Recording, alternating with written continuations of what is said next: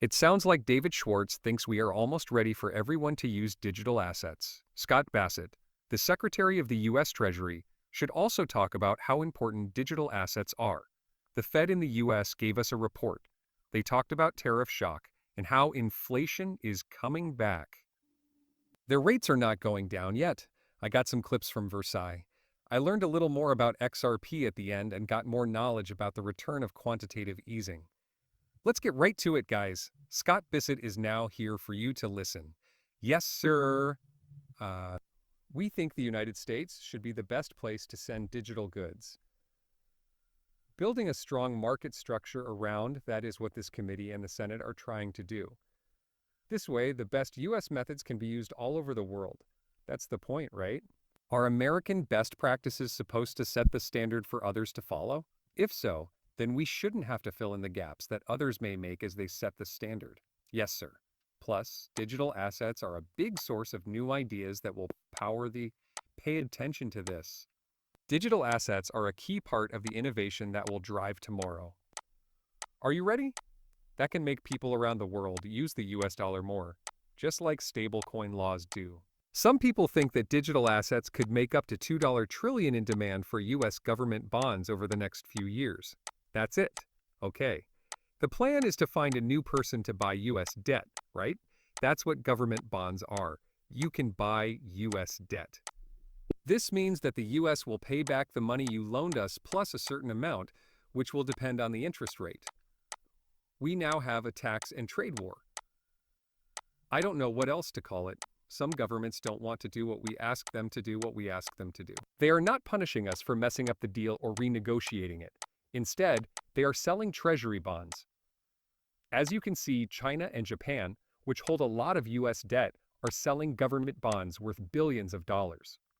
This means that Scott Bassett and other Treasury employees are looking for other ways to buy US debt or other people who want to buy it. It is also true that stable coins are backed by banks. To back up, that is the simplest thing possible. There are other kinds of securities as well, but treasuries are typically the most important one. So you can see how important crypto is becoming while all of this trade stuff gets worked out. I hope this happens soon.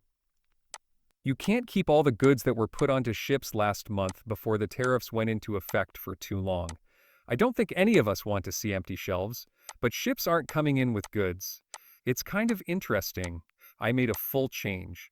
About Money will come out before this video. Watch that movie, tell you everything you need to know. DronePal says that price shock hasn't happened yet. I will also explain this to you.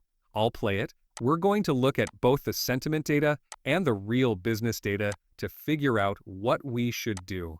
Also, know that there will be two sides to it. One of them would be a weaker economy, which means less economic activity and more unemployment. And the other would be that inflation might go up. Say it again, it is very, very hard to say when, how big, and how long those effects will last. That's why it's not clear what the right reaction should be for monetary policy right now. Also, our approach is good. We believe we can wait and act when it is clear what we should do. It's not at all clear what we should do. Hey, listen up. The Federal Reserve is scared that inflation will start to rise again. Tariffs naturally cause prices to rise when there are fewer things for people to buy and use. The prices of the things that are already on the market will go up. The Federal Reserve doesn't know what to do about this kind of double hit of inflation. And so they're hoping that cooler heads will win and that the U.S. can get what it came here for, like bringing factories back to the U.S. where some of these jobs are. They don't make sense in the United States. You should know that the minimum wage can be $8, $10, or something else based on the state you're in. And you could get things done for a lot less money in Mexico, India, or any of these other places. In fact, a lot of these goods are already being made. A lot of the change is happening in India instead of China, but it will take years. All of these things would still need to be built, and trained people would need to be hired if the US wanted to do them now. We won't get to this for years, so let's hope they figure this out soon so we can move on. But you can also see that key or quantitative easing is coming back. Pay attention. It's about 35% in each case. The Federal Reserve's balance sheet will begin to grow once more. Don't forget that we get to see the size every Thursday afternoon. This Thursday, we'll pay extra close attention. Finally, everything is fine. That's why key is coming back and money is getting pumped back into the market. To keep the market stable, the Fed has begun to buy treasury bills. This means that more money is being made, which is, yes, inflationary. There are lots of cool things going on right now. Let's hope everything works out. Of course, the current system will be put under more stress and pressure as more bad things happen. Because of all of this, we might have to use this new method to save money. So, Ripple CTO, we're really about to see a lot of institutions accept Ripple. Here it is, Lord XRP, 4 coins, a famous person. What?